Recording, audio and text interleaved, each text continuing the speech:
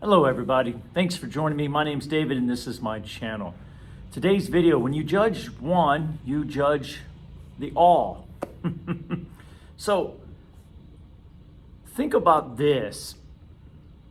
Do you know how if you say I am beautiful and you don't quite believe you are, you say I am beautiful and then that voice goes, well, no, you're not, this. That voice that follows is the journey. That's what you're trying to let go of. You see, if you say I am abundant and I am wealthy, and that voice goes, well, last time you did this, and it starts reminding you where you're not abundant and wealthy, that's called a split. So that means there's two of you in there, so to speak. When you said, I am abundant and wealthy, now that's you. When you said, I am beautiful, that's the true you. That's the essence. That's the soul. The other part is the belief that is coming from the mind, from the past. We could call it the ego, but in reality, it's just a belief. It's just an ongoing thought that you have been thinking a lot. Someone has told you, perhaps, and now it's kind of on repeat, and now it's coming from an unconscious place. So you say one thing, and then here comes that thought to try to say, or try to prove it wrong. That thought that you're trying to prove wrong is the thought of judgment. And that thought of judgment is what you're trying to let go of and what you will eventually let go of. And it makes sense. I mean, why would there be two?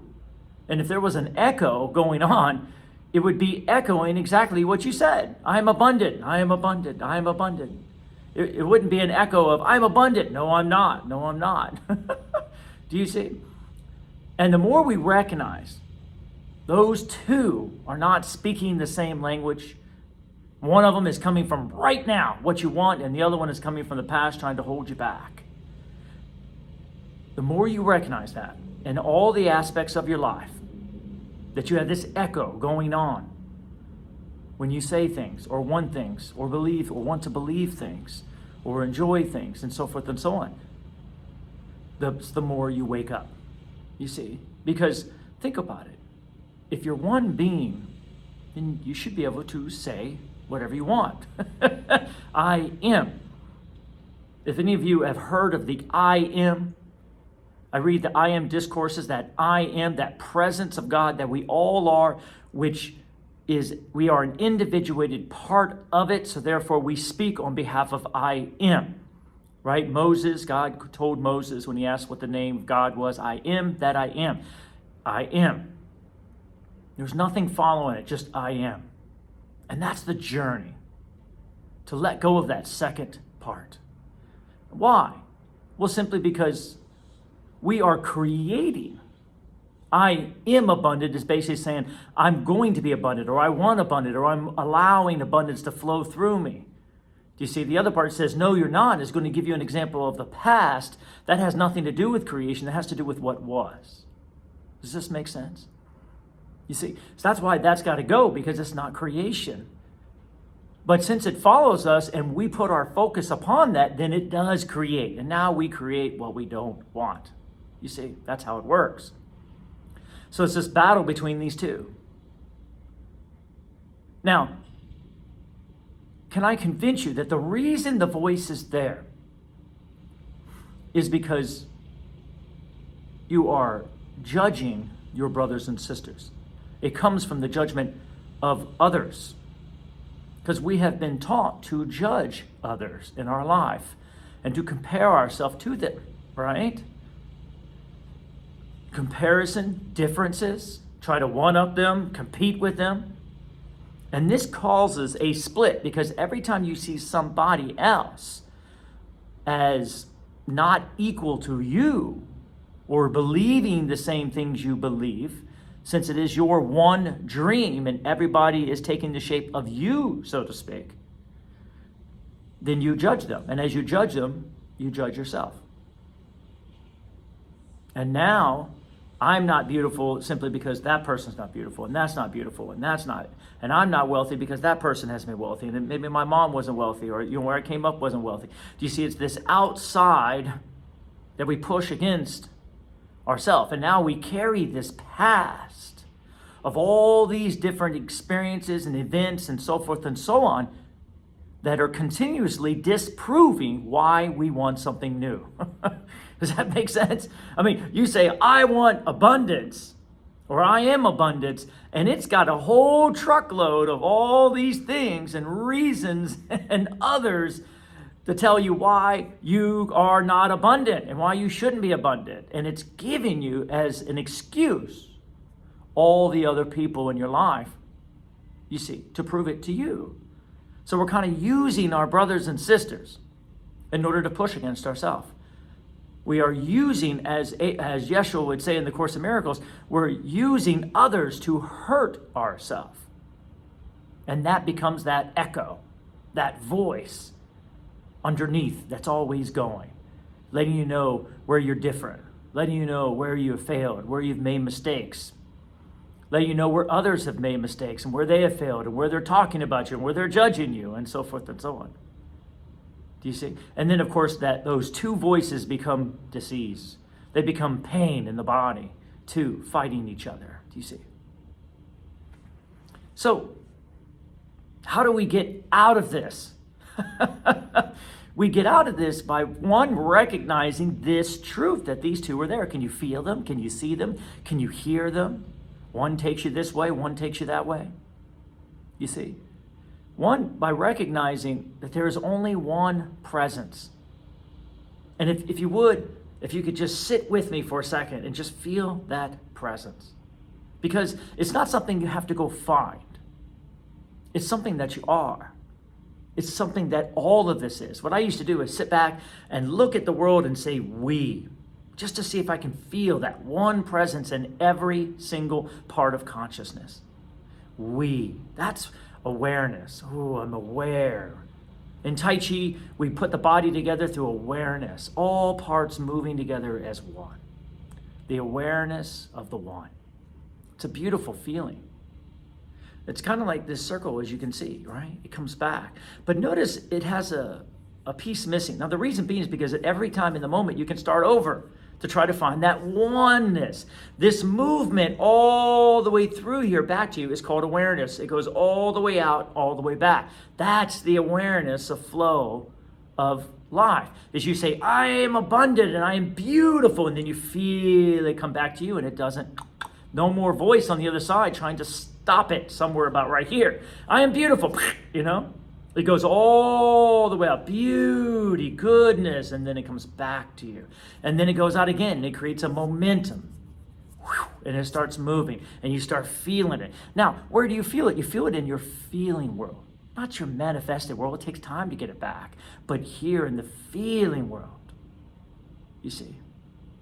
When I study the Ascended Masters, they always talk about the feeling world is where you're going to find us. The feeling world. Abraham Hicks talks about just be one with how you feel.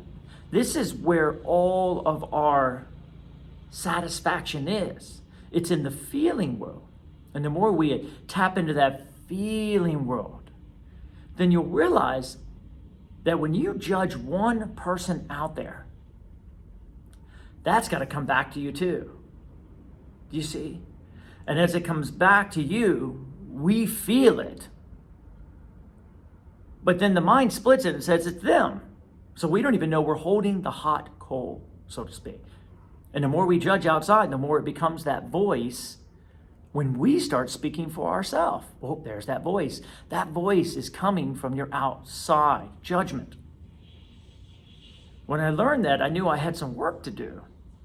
I had to find a way to make some peace with this world. I thought I could just make peace with myself, but it's not true. And that's what the Course in Miracles is all about, is we have to forgive our world out there. We have to find innocence within it in each moment by letting go of the past and recognizing that if I'm abundant, and if I say I'm abundant, I'm talking about everybody, not just me. There is no just me. I'm behalf of all beings. If I say I'm beautiful, I'm talking about everybody in all forms, all of consciousness. So when I judge one, I judge all. And if I say I'm ugly, I'm talking about all of consciousness, everything. Because as I see myself, I change my center And this is my dream, my world, my reality from this perspective. So I change all of it. It's like if you had a whole thing of water and you put a food color in of red, you say, I'm ugly, and you put that drop in that water, it turns the whole water red. Everything becomes ugly. Have you ever noticed that when you're in bad mood, the whole world starts shifting and you start attracting? Not only that, yeah, you will also attract that into your experience. So it's important to understand that when you judge, you don't just judge one person. That guy's an idiot. I don't know why he did that. Look at those silly shoes. No. You're judging all of it, and you're bringing it back to yourself. Because this journey is a self-discovery. It's recognizing, one, you're doing everything to yourself. I get that can be difficult. It was difficult for me too. I wanted to blame so much, but it's not true. I did everything to myself. Once you recognize you did everything to yourself and you recognize there's no enemy out there, then you give it grace. If there's no enemy, no one's ever done anything to you, then you give it grace.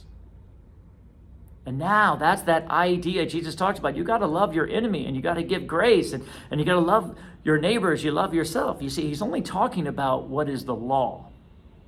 We all live within these laws. The one is the all is one. That is a law. You cannot judge something individually because there's no such thing as individuality.